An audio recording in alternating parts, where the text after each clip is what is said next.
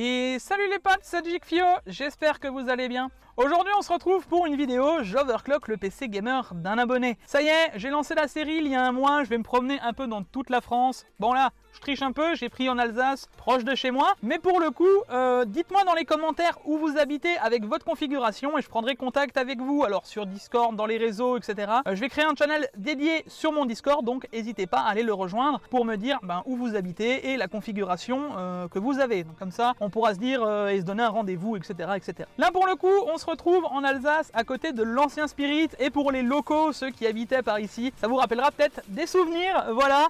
D'ailleurs, peut-être qu'on s'y était croisés. Enfin bref, là vous allez voir, chez l'abonné où je vais, j'ai pas eu besoin de ramener grand chose parce qu'il est déjà ultra bien équipé. Mais enfin bref, trêve de bavardage, lancement.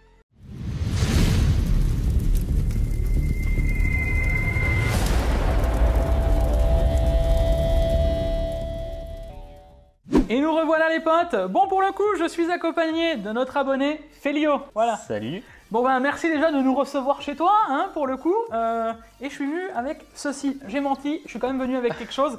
Bon, j'ai pas pu ramener grand chose. Vous allez voir la configuration, on est vraiment sur du très lourd. Bon du coup, avec plaisir.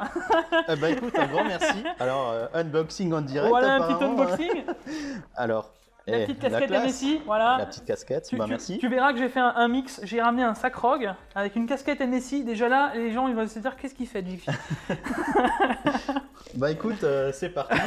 Allez, let's go. Et dedans, normalement, je t'ai encore ramené un petit truc. Ça, c'est parce que tu sais, en Alsace, il fait moche. Je me suis dit qu'un kawaii, ça pourrait servir. Ah bah merci beaucoup. Et pour le coup, c'est un kawaii Aorus. Donc vous voyez, cette vidéo n'est pas sponsorisée. Bah, merci beaucoup, c'est gentil à toi. Avec plaisir. Bon du coup les amis, on se retrouve pour la vidéo. J'overclock le PC d'un abonné. On va attaquer avec ta configuration. Donc là, en plus, on va faire deux choses. Hein. Tu m'as dit que tu voulais aussi changer de boîtier, c'est ça? Ouais, effectivement, en fait, j'ai une configuration que j'ai changée en début d'année. Entre-temps, j'ai eu la chance de choper une 3080, une Founders. Donc, aïe. Merci Bavarnold. Et du coup, je vais changer mon airflow. J'aimerais bien un airflow vertical. Et je pense que c'est vraiment ce qui est adapté pour une FE. Et donc, c'est là où, effectivement, aujourd'hui, j'aimerais bien qu'on fasse en plus un petit comparatif entre les deux cases. Et en même temps, j'ai chopé aussi un MSI Core Liquide en 360 plutôt qu'un 240 que j'ai actuellement. Et ça permettra vraiment de faire... de voir la performance entre les deux, entre un 240 et un 360. C'est ça, donc on va confirmer tes résultats. Et je vous le redis encore une fois, et il le confirme, puisqu'on a déjà un peu discuté, hein, je suis déjà arrivé depuis une bonne petite demi-heure. On a déjà discuté, content du Core Liquide alors, en général? Ouais, vraiment, c'est un très bon AIO. Il est silencieux et clairement, aucun problème. Vraiment, je peux recommander. Bon, en tout cas, vous le savez, on a fait la vidéo des tests des AIO, je vous la remets dans le petit en haut à droite. Voilà, vous y penserez, mais clairement, c'est une vidéo qu'il faut voir pour refroidir ses CPU, surtout là, quand on fait de l'overclocking, etc., etc. Enfin bref, écoute, je vais te reprendre à la main, on va faire le tour de ton setup, on va leur présenter un peu ta configuration et comment ça se passe, et puis on va passer à l'overclocking. Allez, à tout. C'est parti. Bon, du coup, les amis, là, je suis passé derrière la caméra. Alors, Félio, qu'est-ce que ça se fait de se retrouver devant la caméra? Ça fait vraiment bizarre, j'ai un petit peu le trac, j'avoue, mais en fait, Jikfio, t'as oublié un truc. Ouais. Il faudrait que tu demandes à tes abonnés, ou plutôt à ceux qui ne sont pas, de s'abonner, la petite cloche, tout ça, et comme ça, Guillaume, il me dira merci. C'est vrai, les gars, à chaque fois, je l'oublie. En tout cas, merci Félio de me le rappeler. Bon, du coup, on va attaquer ta configuration. Elle est juste là. Déjà, vous voyez un joli écran ultra wide. Alors, vas-y, raconte-nous un peu qu'est-ce qu'il y a dans cette jolie configuration. Donc cette configuration, je l'ai fait en début d'année. J'ai acheté, comme vous voyez, un écran Xiaomi en 34 pouces ultra wide. J'en ai profité également pour acheter une petite barre qu'on met au-dessus de l'écran qui est vraiment sympa, surtout le soir, ça permet d'éviter de se casser les yeux. Une barre du coup, c'est ça? Ah c'est vraiment cool. En clavier, on va retrouver un Corsair, un K68 qui est étanche, enfin presque, parce que le dernier s'est suicidé avec mon dernier verre de coca. C'est l'histoire. J'ai également un repose-poignet, c'est vraiment vraiment pratique, un HyperX, ça permet vraiment d'éviter de se fatiguer. On va retrouver un vieux switch Plantronic pour passer sur mon casque ou mes Gigaworks T3. Donc ça c'est pour la partie on va dire périphérique. Et tout en dessous on va retrouver la fameuse configuration. Voilà, c'est ça. Donc là on est sur un boîtier PureBase 500 avec la vitre sur le côté.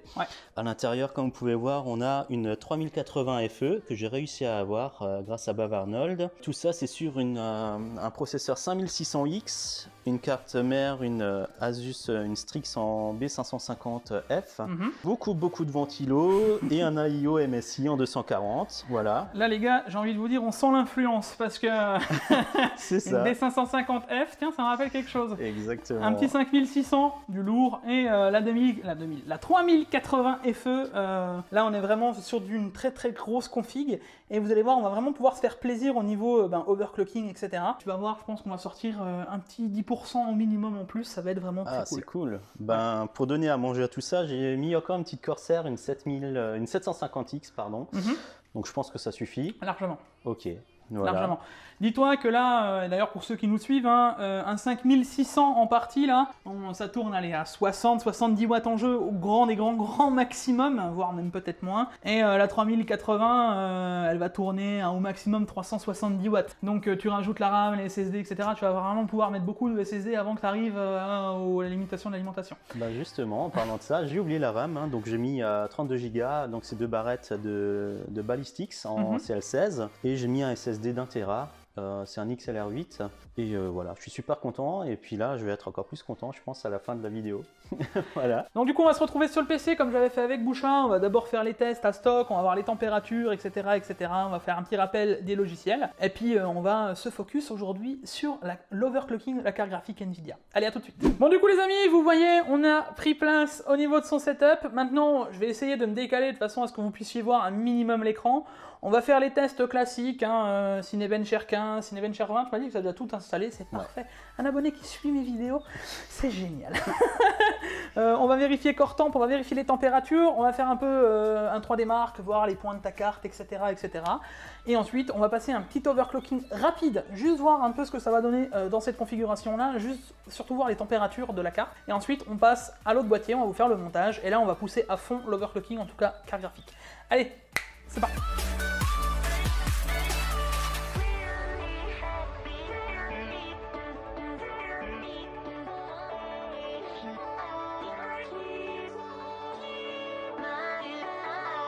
Voilà du coup les amis, vous verrez sûrement pas le score, je vous reprendrai à la main après. On a fait nos petits tests, on sort 42 858 points de base en graphic score. Là c'est vraiment ce qui va nous intéresser de base parce qu'on a dit qu'on allait se focus de nouveau sur la carte graphique Nvidia, overclocking, etc. Donc je vais te montrer les 2-3 trucs à faire, etc. Je te prendrai à la main, je vous prendrai à la main, je vous montrerai un peu comment ça se passe. Mais là on sort un score tout à fait normal pour une FE, il n'y a pas besoin de s'inquiéter, c'est des scores classiques. On va essayer de sortir avec ce 5600, moi j'ai comme objectif genre 47 000 points, minimum. Ah ouais, autant. Au minimum, cool. Voilà, au minimum, je veux un 47 000. Voilà, c'est l'objectif final minimum. On va essayer de voir si on peut pousser un peu plus haut pour donner un peu une idée. Alors ça va dépendre des FE, des cartes, etc. Ma FE à moi, j'en sors 48 400 points. On va partir sur 48 000. Donc c'est l'objectif. On va essayer de se fixer ça. Au niveau physique score, c'est classique, hein, c'est un 5600 qui booste classique. Voilà. Et le combine, je sais pas si tu sais un peu à quoi ça correspond. Le combine, c'est le mélange des deux ça va te donner un score à peu près entre le mélange des FPS entre le 5600 et la carte graphique. Mais voilà, l'intérêt du combine dans Firestrike pour nous, notre utilisation, ce qu'on va en faire, c'est pas forcément ce qui nous intéresse. Bon, du coup, on va attaquer CPU, on va voir les perfs du CPU, les températures, etc. C'est vrai que j'ai pas lancé un HW info, on va voir un peu ce que ça vaut. On continue, on vous reprend. Allez, à tout de suite.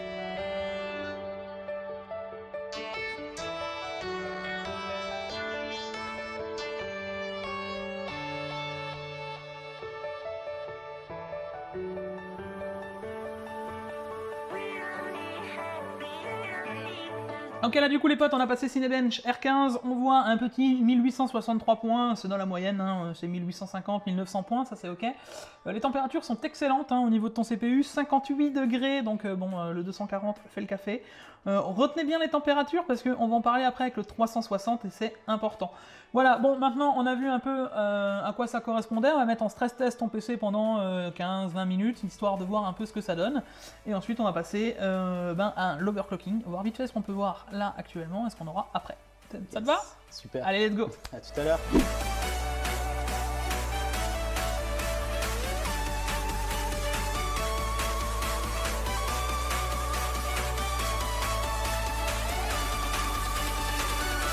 Bon là du coup les amis, on se retrouve vite fait dans le BIOS. Je fais vite fait une petite parenthèse dans le BIOS, pourquoi? Parce qu'il y en a beaucoup qui ne pensent pas à le faire. Vous voyez, il y a un onglet Tool qui est juste là et ici, voilà. Et il y a Asus User Profile, c'est ultra important, c'est que dedans vous pouvez enregistrer vos paramètres. Donc pensez-y, vous avez juste besoin de rentrer le nom du profil, de le save, et ensuite vous pouvez le charger autant que ça vous plaît. Donc une fois que vous avez quelque chose de stable, que vous faites de l'overclocking CPU, RAM, peu importe, pensez à le faire, c'est important. Bon là vous allez voir, on va accélérer, parce que c'est pas sur quoi on va se focus aujourd'hui, c'est pas le CPU, mais là on va faire un overclocking par PBO. Donc pour rappel, le PBO, c'est le Precision Boost Overdrive, donc sur AMD, et ça permet d'avoir des performances assez hautes in-game. On peut avoir des CPU à 5 Go sur du AMD. Donc dites-moi si ça vous intéresse que j'en fasse une vidéo dédiée, c'est important, et puis voilà. En tout cas, on attaque là-dessus, let's go! Bon ok les amis, là je vous reprends à la main, vous pouvez voir, on a stabilisé le 5600 puisque c'est pas forcément sur lui qu'on va se focus aujourd'hui au niveau de l'overclocking. Vous voyez qu'avant on tournait à 4300 et quelques, j'essayerai de vous faire un petit zoom qu'on avait dans la vidéo d'avant. On est à 4300 de fréquence, là on monte à 4006, donc on a poussé le PBO. Et vous voyez, en termes de points, on a augmenté de plus de 100 points. Donc en soi, 5600, on pourrait le faire tourner à 2100, mais là c'est pas ce qu'on cherche, on cherche de la fréquence in-game. D'ailleurs, on va vite fait vous lancer un jeu. Juste après, on va vous montrer que le processeur booste à 4850 en moyenne, ce qui est plutôt pas mal. Et d'ailleurs, au niveau des températures, alors on voit qu'on a une augmentation forcément, vu qu'on a overclocké, mais qu'on reste acceptable à 72 degrés, c'est plutôt correct, sachant qu'on a quand même passé combien de 76 watts à 111 watts, un truc comme ça. Donc c'est plutôt pas mal. Voilà, en tout cas, maintenant on va passer au test in-game et on va voir à quoi ça ressemble. Bon ok les potes, je vous reprends à la main. Vous voyez qu'on est sur Warzone, là on s'est juste posé, hein, ni plus ni moins. Vous voyez que la carte graphique elle tourne à 1935 MHz. Et qu'on est à 61 degrés en moyenne. Et c'est surtout le CPU où je voulais vous faire un point, regardez, il booste à 4850, donc le PBO c'est quand même assez violent. Vous voyez qu'au niveau des watts, on n'a pas augmenté, là on est entre 60 et 70 watts, par contre 56 degrés. Et là tu m'avais dit qu'apparemment au niveau terme de perf, on était quand même beaucoup mieux. Ah ouais, effectivement, on était plutôt aux alentours de 60 auparavant, donc là à 52 c'est vachement mieux. Donc on peut faire de l'overclocking, vous voyez, avec une baisse de température. Bon, ok, maintenant on va s'occuper de la carte graphique, on va vérifier 2-3 trucs et puis let's go. Allez, ça y est, on a fini l'overclocking du CPU parce que j'essaye d'avoir une machine overclockée de partout. Avant de s'occuper de la carte graphique, c'est important, je voulais vous montrer un peu ce qu'on a fait dans le BIOS. Bon du coup, Félio, qu'est-ce que t'en as pensé de cet overclocking de CPU? J'ai bien aimé parce qu'on voit que malgré le boost du CPU, on baisse en température, on est vachement stabilisé et dans Cinebench, on a gagné 100 points. Et donc voilà, je suis très surpris et très content en même temps. Donc, voilà. Et alors au final, est-ce que tu as trouvé ça compliqué, ce que je t'ai montré? Alors, globalement, non, ça va, il y a les points essentiels, mais c'est vrai qu'il y a les petits détails. Ça serait bien que tu fasses une vidéo là-dessus. Ouais, sur le PBO. Bon, dites-moi encore une fois dans les commentaires si vous voulez vraiment que je fasse une vidéo sur le Precision Boost Overdrive, c'est important. Je vous montre vite fait un peu ce qu'on a modifié. Donc au niveau des tensions, on est passé à 1.32.5. Là, on voit qu'on est passé sur la RAM à 1.40. Tout simplement parce qu'on l'a fait booster plus haut. La RAM, on l'a mis à 3600 à la place de 3200. C'est des Crucial balistiques. C'est les mêmes sticks de RAM. Donc si vous mettez 3600 en soi, ça va passer avec un peu de tension. Il n'y a pas de raison que ça ne passe pas. Donc si vous voulez EP votre RAM en 3600 à la place de les payer, ça marche aussi. T'as vu, c'était pas bien compliqué. Hein. Ouais, effectivement. Voilà. Au niveau du reste, pour l'overclocking RAM, hein, c'est beaucoup plus poussé. Il y a des vidéos qui vont arriver dans peu de temps là-dessus, c'est sûr, je vous promets.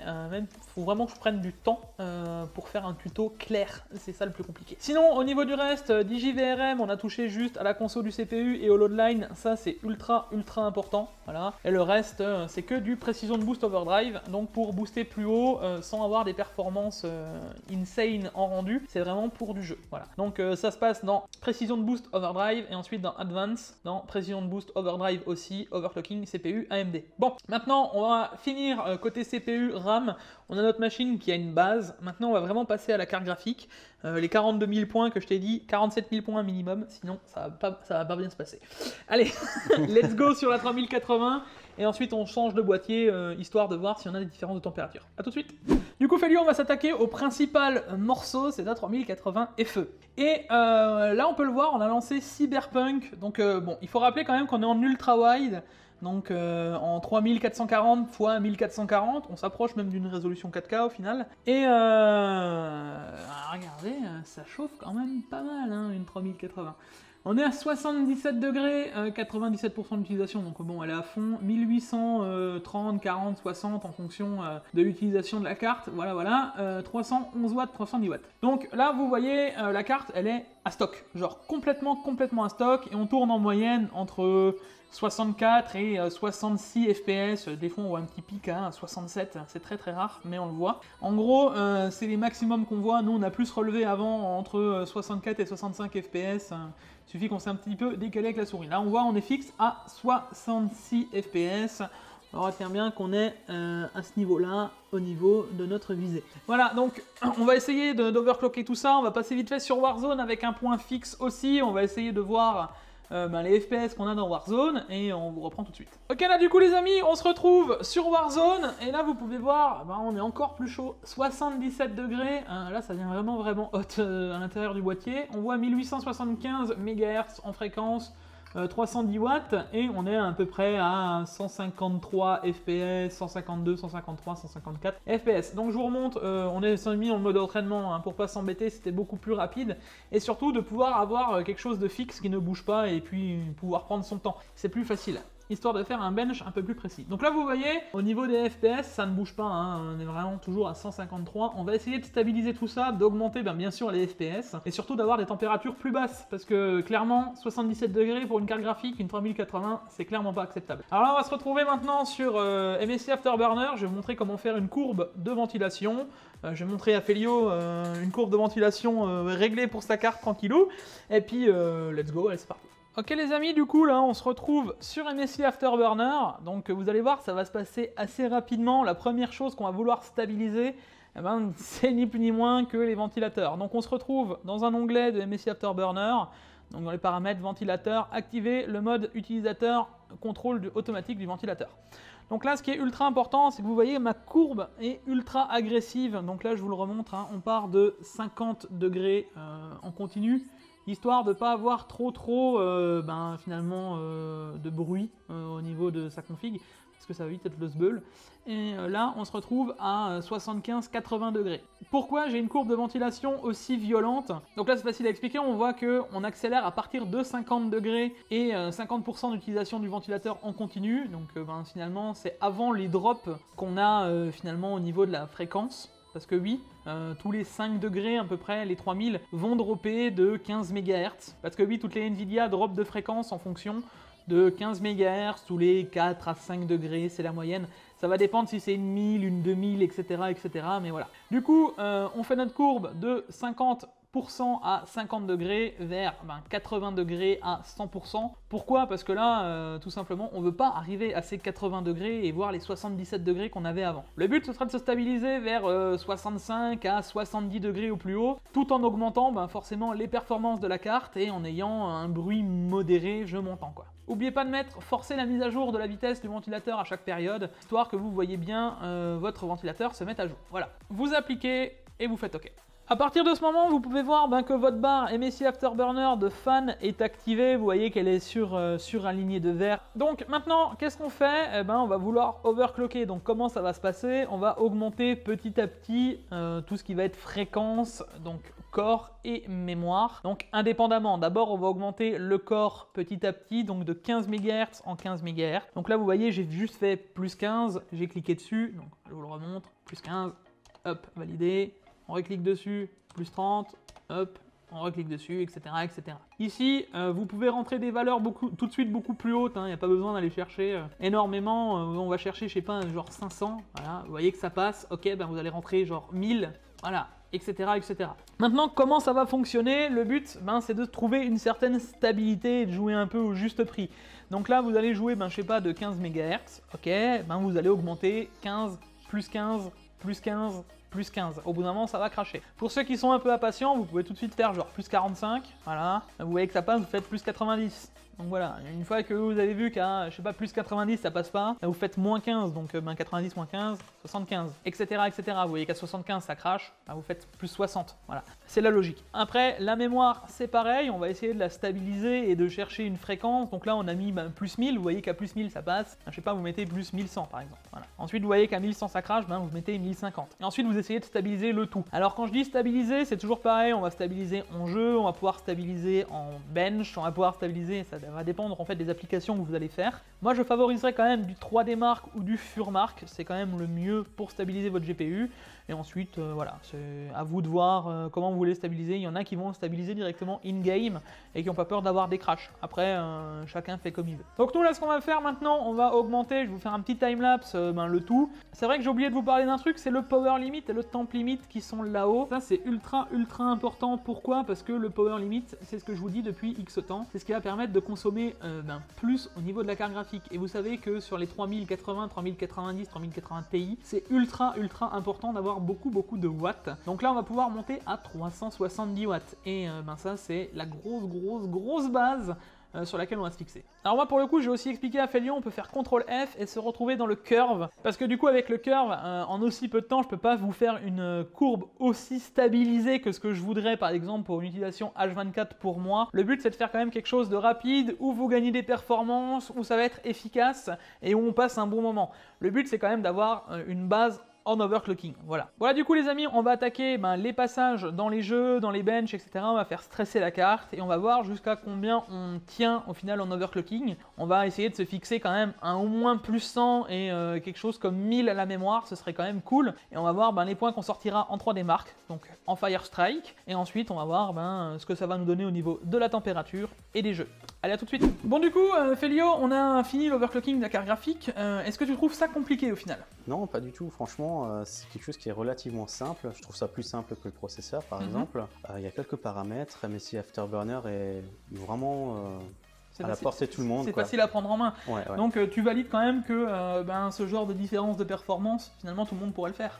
Ah oui, quand j'ai vu comment tu faisais, comment tu m'as expliqué, clairement, c'est quelques clics de souris, des essais, il n'y a pas de crash spécifique vraiment. Donc, si ça crache, tu relances au pire le PC et puis c'est reparti. Voilà quoi, il ne faut pas avoir peur, mais les gains, on parle de presque 7%, donc... Voilà, donc là vous voyez sur 3D Mark, alors est-ce qu'on avait eu un bon score de base? Je ne sais pas, mais on le voit, on a un petit 7% de gain en général, donc on est passé de 42 858 à 45 756, donc 3000 points. En soi, en 3D Mark, c'est pas énorme, j'ai déjà vu des gains perf plus hauts, je m'attendais au moins à un petit 10%, mais pour le coup on a une puce de carte graphique qui n'est pas très, décidée. Vous allez voir ça tout de suite. Au niveau de MSI Afterburner, j'ai eu du mal à lui faire prendre 950 de fréquence au niveau de la mémoire, et ça c'est assez impressionnant, parce que d'habitude des 3080 ça prend au moins 1300 de fréquence en général. Là on est vraiment assez bas quand même. Et fait étonnant, c'est qu'au-delà de 1000, 1100, ça nous fait même perdre des performances. Et elle crache pas, comparativement aux autres 3080 que j'ai pu voir, c'était assez rigolo. Autre chose, on voit le core clock, on a pu le pousser à 120. Ça c'était dans la moyenne en soi, entre 120 150, c'est ce que prennent les FE. D'ailleurs, ma FE, moi, tourne, je crois, à 135, tu vois, donc on est vraiment dans la moyenne d'une Founder. Et il y a juste ça qui est un peu choquant, parce que la mienne tourne genre à 1700 de fréquence. Donc, c'est pour vous donner une idée, il y a vraiment des diffs entre une puce et une autre, c'est important. Autre chose, on voit qu'on a poussé le power limit à fond, bah oui, histoire de consommer 370 watts, je vous l'avais dit, hein, c'était sûr. Et à côté de ça, il y a aussi un truc que je voulais vite fait vous parler, dans les paramètres, il y a 2-3 petits trucs à cocher, donc débloquer le contrôle de tension, le monitoring de tension, c'est toujours bon à prendre, mais surtout démarrer avec Windows et le démarrage en minimisé, parce que c'est vrai que je vous en ai pas parlé, mais sinon MSI Afterburner ne se lancera pas au démarrage. Bon, du coup là, qu'est-ce qu'on va faire? On va aller in-game, on va voir si nos perfs sont représentatifs de ce qu'on avait avant, si on aura plus, etc. Surtout si on a des descentes de température, parce que tu as vu 77 degrés, c'était pas possible. C'était pas possible. Et vous allez voir que même en consommant plus, on refroidit beaucoup mieux la carte graphique, et on va voir après, en changeant de boîtier, si ça change vraiment tout. Et on a des grosses attentes là-dessus, vu qu'on va refroidir la carte différemment, comparativement à avant. Bon, du coup, on se retrouve sur Cyberpunk et sur Warzone, et on va parler des FPS. Allez, à tout de suite. Bon, du coup, Felio, maintenant, on se retrouve dans Cyberpunk, donc vous voyez, toujours le même endroit, on n'a pas bougé, toujours le grill, machin. Et on est à 71, 72, 73 FPS, et on était à combien avant? 65 hein 65 à peu près, ouais. Donc là, vous voyez quand même qu'on a un gain significatif d'FPS. Si on prendrait le plus bas qu'on a eu, 64 FPS, et 73 au plus haut, donc là, vous voyez qu'on stabilise à 72, mais même 6 FPS sur 66 FPS de base, c'est 10%. Hein. Sur l'ultra wide, ouais, c'est plutôt sympa. Oui. Parce qu'il faut pas oublier, là on est quand même, je vous le dis, sur de l'ultra wide, donc proche d'une définition de 4K finalement. Bon alors pas tout à fait, les puristes je vous vois déjà arriver là dans la vidéo. Non mais en gros, je veux dire, 10% c'est mieux déjà que ce qu'on a sur 3D Mark et c'est plus à ce que je m'attendais. Et le gros changement il est là. Parce que là, regardez, on est à 69 degrés, alors qu'avant, on tournait à moins de watts. Là, vous voyez, on booste entre 355 watts et 365 watts. Et avant, on avait 310, 320 watts. Donc, on consomme quand même plus, une quarantaine de watts, 50 watts en pic. On a 10% de gain, mais on reste beaucoup plus stable au niveau des températures. Et ça, mais genre stable, vous voyez, on est à 69 degrés, 68 degrés avant. Enfin, on pourrait aller jouer comme ça pendant longtemps et on voit que ça ne bouge plus. Et on n'a plus ce 70 degrés qu'on voulait. Effectivement. 80 degrés, c'était beaucoup trop, quoi. Donc voilà, maintenant on va passer tranquillement sur Warzone. On va voir ce que ça nous donne sur Warzone. Et puis, let's go. Voilà, du coup, nous voilà sur Warzone. Je vous montre tout de suite les performances. C'est les 10% qu'on avait avant sur Cyberpunk. Hein, on les retrouve. Par contre, ce qu'on retrouve aussi, c'est 67 degrés. Et ça, c'est vraiment kiffant. Parce que, comme dit, avant, presque 80 degrés, c'était vraiment pas possible. Donc là, vous voyez, hein, on bouge un petit peu, 166, 67. Hein. Ça fait 14 FPS, je crois qu'on était au plus haut à 153 avant de souvenir. Donc 14 FPS sur 160, ça fait en grosso modo 10%. Quoi. Alors du coup Felio, qu'est-ce que t'en penses? Parce que toi il me semble que tu m'as dit que de base sur Warzone, tu tournais entre 120 et 130 FPS. Ouais, au maximum, et donc du coup je peux vraiment profiter pleinement de mon écran à 144 Hz. C'était le 8 en fait, et là c'est cool. Ok, cool. Donc là 144 Hz en ultra wide, hein, on est en ultra wide quad HD, hein, faut quand même le préciser, je le reprécise encore, 3440 par 1440p les gars, c'est pas toutes les cartes graphiques qui le font, surtout sur Warzone genre. Donc voilà, donc là vous voyez, 166 FPS, hein, c'est plutôt correct, et tout en ayant réduit la température. Donc là, c'est le gros point que je voulais encore préciser, c'est qu'on peut, je montre qu'on peut réduire finalement la température sans voir, tu vois, le côté overclocking, ça va chauffer, il va avoir des gros problèmes au niveau de la carte graphique. Non, pas du tout, au contraire. Hein. Au contraire, en fait, on peut avoir des températures plus basses tout en ayant overclocké sa carte graphique. Là, on voit que la carte, avant, elle tournait à 1800 et quelques, on est à 2070 de fréquence. Voilà, et 95%, tu vois qu'on n'est pas encore à fond de ce que pourrait sortir la CG, elle tourne pas au maximum de ses performances. Yes. Non, je suis assez content du résultat malgré tout, malgré que la puce soit pas forcément ultra folle, tu vois. On a quand même des résultats concluants et c'est cool. Maintenant, qu'est-ce qu'on va faire les amis? C'est ce qu'on avait dit de base, on va démonter la machine qui est juste là, voilà. On va changer de boîtier et on va voir si on arrive encore à descendre un petit peu cette température de 68 degrés, parce que, spoiler alerte, on va changer totalement la façon de la refroidir. On va la refroidir par le dessous, à la verticale, et vous savez que ces cartes graphiques, avec leur système de refroidissement un peu chelou, ça peut faire que du bien. Allez, trêve de bavardage, on y va, à tout de suite, let's go. Bon du coup les potes, on se retrouve maintenant pour démonter l'ancienne configuration pour la monter dans la nouvelle. On est tout à fait à l'heure, hein. Je t'avais dit quoi? Oui, ouais, 19h, 20h, c'est bon, j'ai remballé, 21h les gars, 21h. Bon, on a pris notre temps, on a fait, etc. Mais on n'a toujours pas monté la config, hein, c'est ça le problème. Bon, du coup, là, on va tranquillement démonter cette machine pour la en transférer dans celle-ci. Donc, on passe d'un Purebase 500 à au 11 XL. 11. Ouais, et là ça change totalement tout. Donc là vous voyez on va monter des Bionix P120. D'ailleurs j'ai jamais monté hein, ces ventilos en 120 en blanc. Tu m'as dit que toi t'en avais déjà utilisé, que c'était cool. Ouais, j'ai un 140 qui était super bien et du coup je me suis dit ben on va prendre sur du 120 cette fois-ci et je vais en mettre 6. Moi j'en ai beaucoup entendu parler hein, des Bionix les amis, ils sont vraiment pas chers et ça va changer sûrement l'airflow total de la configuration. Et on va pouvoir refroidir finalement la carte graphique depuis le bas. Donc lui tirer de l'air d'en dessous du boîtier vers le haut et voir si ça change les températures. Ce serait cool qu'on gagne, tu vois, 2-3 degrés. 5. Ouais, 5 degrés, ce serait vraiment cool. Mais vraiment qu'on arrive à descendre la température à l'intérieur du boîtier et en même temps qu'on puisse refroidir la carte, ce serait vraiment tip top. Et en même temps, j'ai pensé à tout ton comparatif d'IO et on va passer sur le 360. J'avais un 240 jusqu'à maintenant, donc ça permettra vraiment de voir s'il y a une évolution ou pas. Voilà, comme ça j'ai quelque chose d'homogène. Moi je pense que ça va changer, tu vois, on va encore gagner 2-3 degrés. Après là tu m'avais dit que les amis en push-pull, hein, donc il y avait encore un petit peu trafiqué. Trafiqué tout ça, mais il y a moyen de gagner quelques degrés. Bon, tu as vu déjà qu'on a réussi à descendre globalement la température de ton CPU, on va voir si on peut encore gagner quelques degrés, ça pourrait vraiment être cool. Bon les amis, on va vous faire un petit timelapse général, vous allez voir, on va se positionner, etc., à mettre en sorte de faire le montage et ensuite on va voir les résultats donc en jeu si on est plus froid sur le CPU et si on est plus froid sur la carte graphique.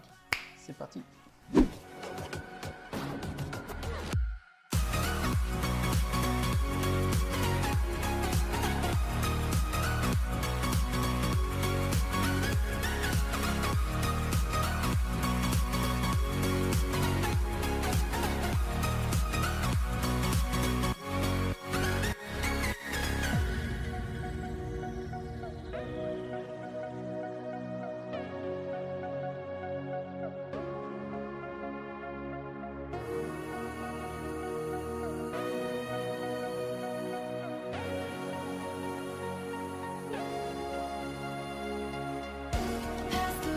Du coup les amis, on se retrouve, il est 23h.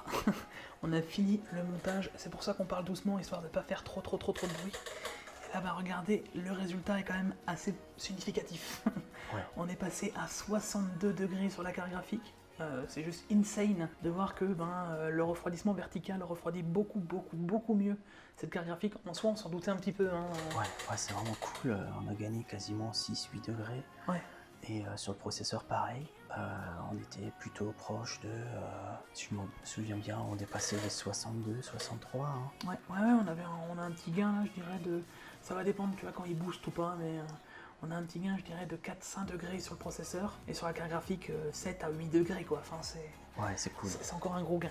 Donc là, pour le coup, tu as quand même un gain sur ta carte graphique moyen assez ouf, parce qu'au final, tu es quand même passé de presque 80 degrés à 62. Et en plus de ça, tu as gagné les performances, on a gagné une dizaine de pourcents. Donc maintenant, Warzone 144, hein. Il n'y a plus d'excuses. Bon du coup les amis, je pense qu'il est temps de conclure cette vidéo. Allez, let's go. Bon du coup les potes, on va continuer sur le ton calme. Ça doit vous changer de mes vidéos d'habitude où je hurle. Du coup j'espère en tout cas que ça t'a plu. Ouais, c'est cool. C'était cool. Ouais, c'était cool. C'était cool. Bon en tout cas, dites-moi dans les commentaires où vous voulez que je me déplace la prochaine fois. Parce que comme je vous ai dit au début de vidéo, si vous ne me dites pas où vous habitez, je viendrai pas, c'est sûr. On n'oublie pas de rejoindre le Discord, c'est ultra important. Je vais vous créer un channel dédié à ça en fait, et vous allez me dire votre configuration, où vous habitez. Alors si vous êtes gentil, vous ne mettez pas votre adresse, hein, j'ai pas envie que tout le monde sache où vous habitez, mais le but c'est que vous me dites genre la ville la plus proche ou quelque chose comme ça, que je puisse m'orienter et savoir où est-ce que je vous contacte et prendre un premier contact avec vous. Bon en tout cas les amis, vous avez pu le voir, l'overclocking ce n'est pas forcément ce qu'on pense, hein. Je pense que tu t'attendais pas à refroidir autant ta configuration. C'est clair. Voilà. Donc tu vois, finalement refroidir une config et gagner des performances, c'est tout aussi possible. Il n'y a pas que le fait juste de refroidir, il y a le fait de gagner des performances. Tu vas finalement stabiliser ta machine et avoir quelque chose de plus jouable en jeu. Voilà, je peux te voir à 144 fps bientôt me dire écoute c'est cool. Bon en tout cas les amis, on n'oublie pas de lâcher le pouce bleu, l'abonnement, le like, la cloche et tout ce qui s'ensuit. On se retrouve pour une prochaine vidéo, je ne sais pas sur quoi mais on trouvera bien sur la chaîne. Allez, c'était Jigfio et Félio. voilà. Allez, bonne à la soirée. prochaine. Ciao, Ciao. ciao.